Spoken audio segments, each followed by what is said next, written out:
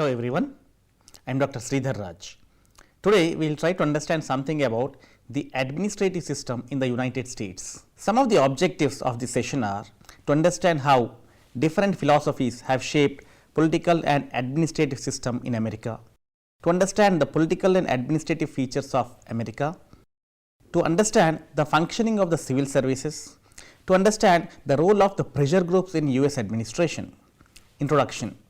The United States of America came into existence as a breakage of Britain's 13 American colonies from the United Kingdom in 1776. These states combined themselves together as a federal country known as the United States of America. During the 19th and 20th centuries, 37 new states were added to this federation, making the total number of states to 50.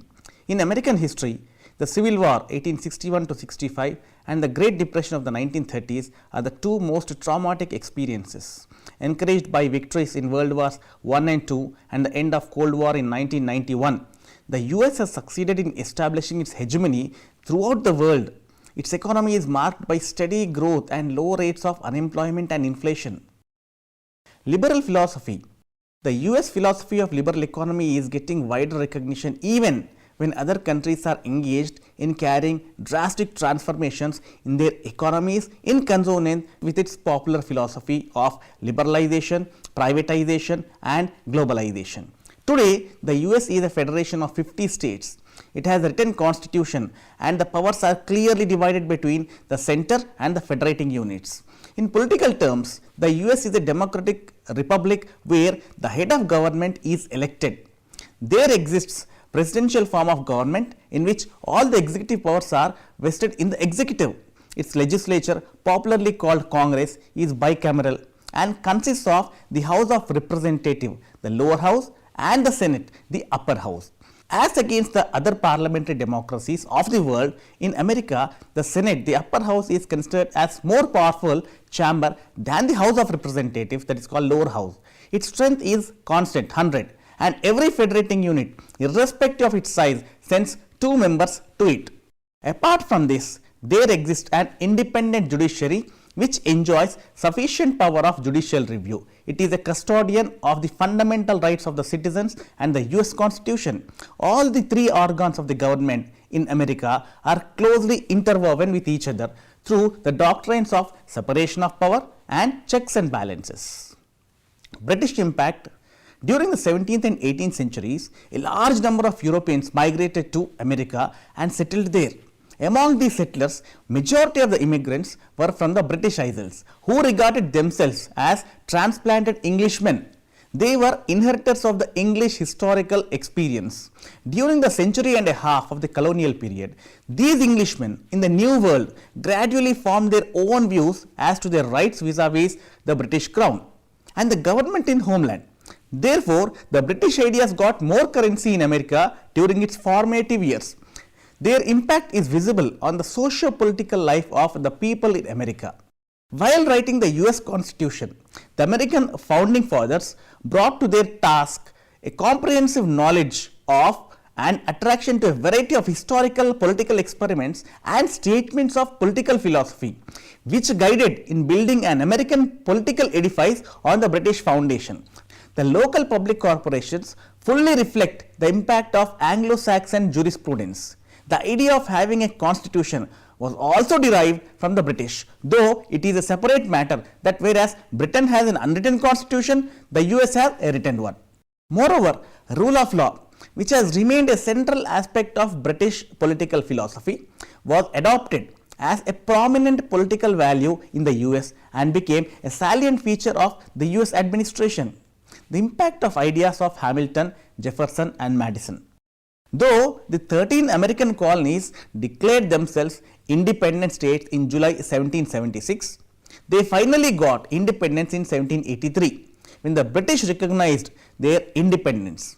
However, the US Constitution could not be enacted and adopted before 1787. During this period, a long debate continued on the form and content of administrative system. There are many tall and important personalities who contributed significantly in this debate, and amongst these Alexander Hamilton, Thomas Jefferson and James Madison are considered to be prominent. Hamilton was a conservative who emphasized on commercialism as the base of a strong nation. He advocated a centralized system where powers should be used for the protection of national business. On the other hand, Hamilton accepted the importance of the middle class. Hamilton was also of the view that the US must be a federal country where the federated units should be given wide powers. However, Hamilton was also not in favor of making the federal government dependent on the states. Thus, during the presidency of George Washington, at the urge of Alexander Hamilton, the then Secretary of Treasury and a staunch supporter of a strong national government, a far-reaching commitment was made and carried out that the government at the center would create and maintain its own administrative agencies for the execution of national policy. This also meant that the federal government did not rely on state agencies as instrumentalities for day-by-day operations. He also advocated that there should be a strong chief executive. Philosophy of Thomas Jefferson. The philosophy of Thomas Jefferson, who has been regarded as the founder of public administration in America, was based on rationality, individualism, and liberty. He advocated the idea of limited government and decentralized administration. This idea was expressed in Thomas Jeffersonian saying, "Good government is that which governs the least." Another dimension of this idea is that the government should not interfere in the social life and economic transactions. In terms of economic organization, he proposed agrarian democracy, striving for a peaceful family life with independent peasants' proprietorship. Separation of powers implies that the powers of a sovereign government should be split between two or more strongly independent entities, preventing any one person or group from gaining too much power. This doctrine was propounded by a French philosopher Montesquieu in 18th century. He was not in favor of concentration of legislative, executive and judicial powers in one hand, as he has been a witness to its negative consequences. Similarly, the US founding fathers were fearful that the concentration of legislative, executive and judicial powers in one hand or office might lead to tyranny. Therefore, they adopted this doctrine and vested the three powers in the Congress, the President and the courts respectively. In the US, besides at the federal level, the doctrine of separation of powers is also applied at the state and local levels and also governs the mutual relations of various levels of governance. The American states also mirror the executive, legislative, judicial separation of the federal government. Major cities even tend to adopt the same practice, but in general, the arrangements at the local and regional level vary far widely.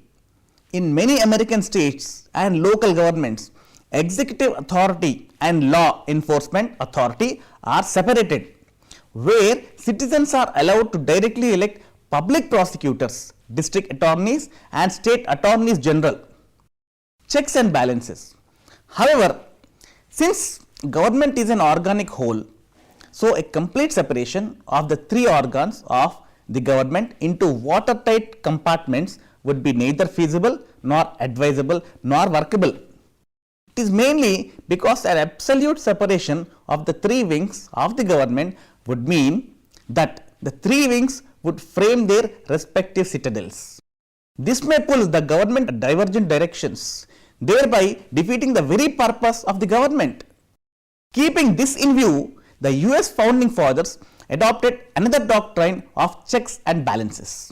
The phrase checks and balances was also coined by the same French philosopher Montesquieu. In a system of government with multiple branches having separation of powers, checks refer to the ability, right and responsibility of each power to monitor the activities of the others. Balances refer to the ability of each entity to use its authority, to limit the powers of the others, whether in general scope or in particular cases. In the US administration, the powers of one organ are so devised as to exercise a check upon the powers of the others. In other words, the doctrine of separation of powers is implemented through the doctrine of checks and balances. The US founding fathers established a well-balanced system among all the three organs of the government at the federal level as well as state levels. For instance, laws can be passed only by the legislatures, but the executive can usually veto them. Executive appointments require legislative confirmation.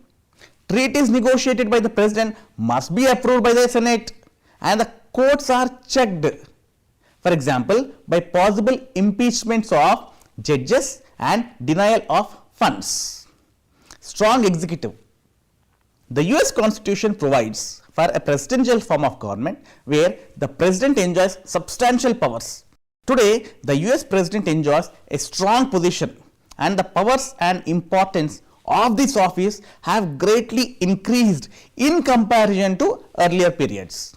A number of other development factors that took place over the years further contributed to this enhancement of his powers.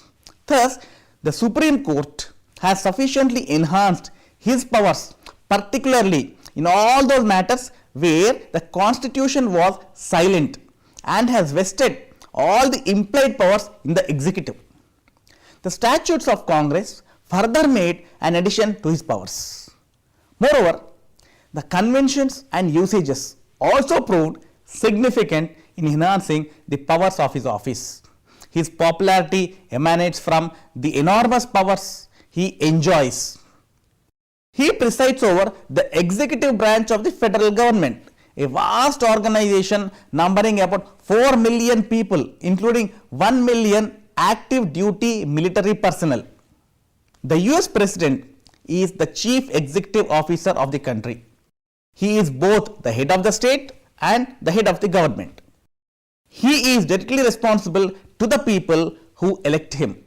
Besides, he enjoys security of tenure and can't be removed from his office except through the process of impeachment in the Congress, which is a very rigorous process.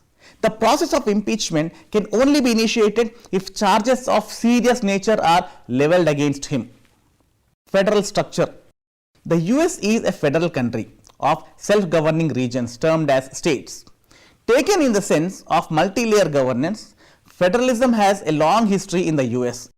In 1776, the 13 colonies declared their independence from Great Britain and constituted a League of Friendship, which also continued till the end of War of Independence in the year 1783. The original political structure was a confederation in 1777, ratified in 1781 as the Articles of Confederation. After a long debate, this was supplanted by the Constitution in 1789, forming a more centralized federal government. The US Constitution adopted federalism as an administrative device to suit the geographical, economic, social, cultural, ethnic and other regional diversities. In addition to the original 13 states, during the 19th century, many new states entered into the Confederation. The US Constitution provides for one list which mentions the powers of the federal government. All the powers not mentioned in this list rest with the states. The US Constitution imposes restrictions on the powers of the federal government and limits them to certain areas like defense, foreign affairs, the issuing and management of currency, the management of trade and relations between the states, etc. Impact of liberalism. Americans were deeply influenced by the liberal philosophy of John Locke, the famous British liberalist. It was the liberalist ideas of John Locke which motivated and guided them in throwing off the yoke of British rule. In fact, John Locke propounded the liberal philosophy to stabilize the glorious revolution in Britain, but they were adopted and used by the Americans against themselves, that is the British. During the enactment of the US Constitution, the liberal philosophy guided the founding fathers such as Wilson, Andrew Jackson and Jefferson, along with the stalwart of American leadership, George Washington, a great deal. Resultantly, the US emerged as a liberal democracy where the ability of elected representatives to exercise decision-making power is subject to the rule of law and moderated by a constitution which emphasizes the protection of the rights and freedoms of individual minorities. Impact of liberal philosophy on the US administration can be witnessed from the fact that the US Constitution provides freedom of speech and expression, freedom of press to private property and privacy, equality before law, grants universal suffrage, limits the authority of the government and protects rights of the citizens, restricts the state intervention into individual affairs. Independent state administration. America being a federal country has constitutionally created two levels of governance, that is federal government and the state governments. Each state has its own written constitution and has different laws. There are sometimes great differences in law and procedure between the different states concerning issues such as property, crime, health and education. According to the US Constitution, certain aspects relating to sovereign interests have been transferred by each state to the federal government while retaining the remainder for itself. The other tasks like education, health, transportation and other infrastructure are generally the responsibility of the states. The Constitution has been amended and the interpretation and application of its provisions have changed over a period of time. The general tendency has been toward centralization, with the federal government playing a much larger role than it once did. Changing profile of civil services. In contrast to the French and the British civil service, the US civil service has been characterized by the absence of career. Historically, in the US, the orientation has been towards shorter term or program staffing. Thus, they have been selected for specific programs. However, during the past some time, there has been limited experimentation with career rather than program selection and advancement devices and creation of senior executive service, that is called SES, in the year 1978 may be cited as an example in this regard. But after 2 decades of experience, the SES has received mixed evaluations and there is considerable doubt that it is producing a service-wide category of administrative generalists with more clear-cut lines for promotion to positions of high-level administrative responsibility. Unlike in India and France, the civil servants in the US enjoy relatively low social prestige and status, and the reasons for this have been more than one. Under the impact of liberalism, historically, the Americans have attached more value to individual liberty. Thus, the activities undertaken by the administration have been regarded to be encroachments on individual liberty. The absence of career system in civil services has been another contributory factor for low social prestige of civil servants in the US. However, with the creation of senior executive service, there seems to be some perceptible change in the positive direction in the popular perception towards the civil servants. About the civil servants, the Americans have dichotomous views. Their personal views about the civil servants mismatch with the general popular perception. In this regard, what Eddy has observed about the civil servants in the US seems to be true. According to him, the civil service has gradually become more competent in its composition and more professional in its outlook in response to the demands placed upon the government for performance. Impact of pressure groups. Pressure groups are the bodies of persons who share some common purpose and try to influence public policy. They are found almost in every nation and exert a significant influence over the administrative working, and the US is no exception to it. The pressure groups have both positive and negative impact on the administration. They control the administration and do not let it become oppressive and autocratic. They keep vigil on the administration and act as a watchdog of the interests of their respective social groups. Secondly, they provide crucial information to the administration, which the administration sometimes do not possess. They procure this information due to their informal character. This helps the administration in making better policy decisions. However, these groups also exert pressure upon administration for getting their interests incorporated into policy decisions. Another negative aspect associated with the pressure groups is that those groups which fail to get their demands incorporated in the policy decisions become hostile and create problems for the administration. However, it needs to be mentioned here that despite the inherent diversities in the local government units in different states, they exhibit some basic similarities.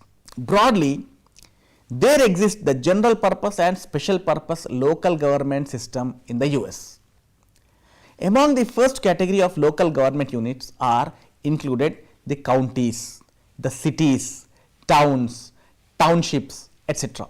The second categorization incorporates those local government units which are specifically established to discharge some specific functions, usually known as special districts.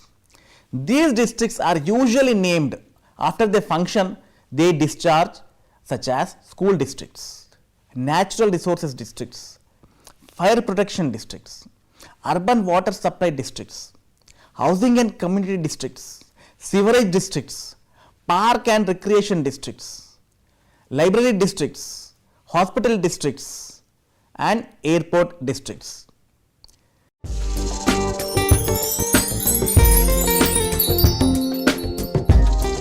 Summing up, encouraged by the victories in World Wars I and II and the end of Cold War in 1991, the US has succeeded in establishing its hegemony throughout the world.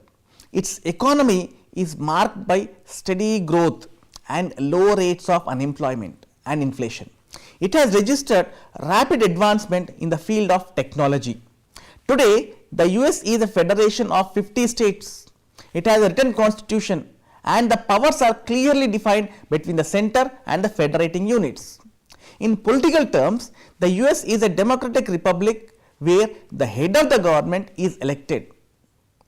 There exists presidential form of government in which all the executive powers are vested in the executive. Its legislature, popularly called Congress, is bicameral and consists of the House of Representatives, the lower house, and the Senate, which is called as the upper house. As against the other parliamentary democracies of the world, in America, the Senate, that is called the upper house, is considered as more powerful chamber than the House of Representatives, which is called the lower house. Its strength is constant, that is 100, and every federating unit, irrespective of its size, sends 2 members to it. Apart from this, there exists an independent judiciary which enjoys sufficient power of judicial review. It is a custodian of the fundamental rights of the citizens and the US Constitution. All the 3 organs of the government in America are closely interwoven with each other through the doctrines of separation of powers and checks and balances.